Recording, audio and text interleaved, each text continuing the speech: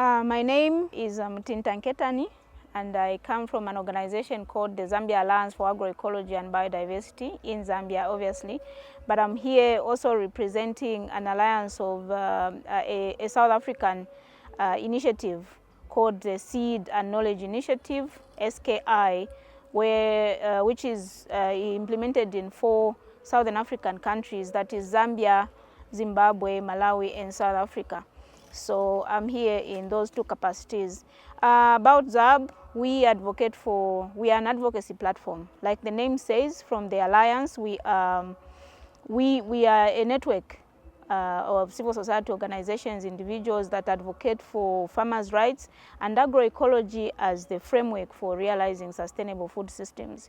SKY is a network also of more than 15 organizations that are working together to advocate to help farmers revive. We are working with farmers to revive lost or traditional seeds, but also indigenous knowledge that is associated with seeds and foods, and also advocating for agroecology, just like ZAB.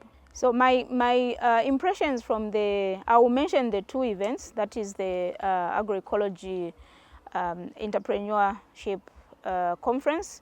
My takeaway from this conference is the fact that when we came from the Mbare market, the territorial market, I think it gave everybody an idea of what it could be like, what it could look like. And of course, everybody agreed that a territorial market definitely can provide the framework for realizing agroecological territorial markets as well. So it was this, and also the fact that everyone, I think who is African, relates to these territorial markets. They are very relatable, they are close to the people, and you can see that within the same space there could be suppliers of inputs to farmers, to value addition, and so many other marketers, and also off-takers, consumers. So it is really a very good framework for realizing the agroecological territorial markets. Then the second event, which is the Biennial Food Systems Conference, it is befitting, in my view, that as we celebrate African foods, African seeds, and the cultures associated to it, that we actually participate in this seed and food festival. Because when you go around the stands and look at the diversity of the seeds, the diversity of crops, plants, and so many things that we have as Africans, and also the diversity of the people displaying them, you realize that we still have a lot. We still have a lot that we can rely on without depending so much on exotic or imported foods.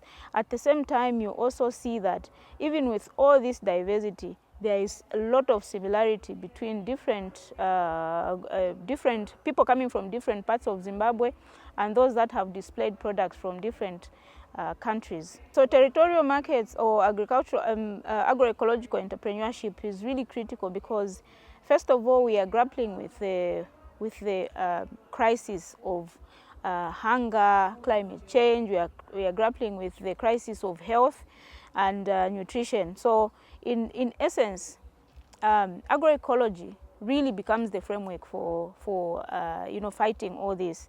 Agroecology addresses issues related to climate change. It addresses issues related to both environmental and human health.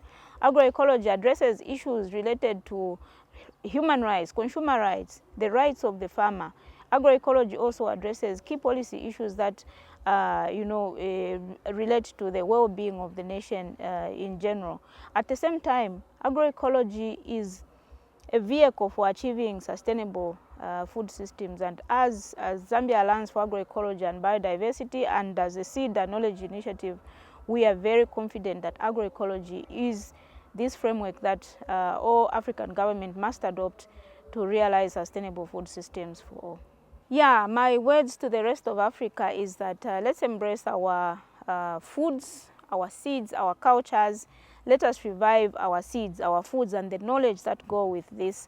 And let us also be very conscious about what we put in our bodies, what we consume as a people, because there's so much food out there that is contaminated with chemicals, and it is leading to a lot of health problems for Africans.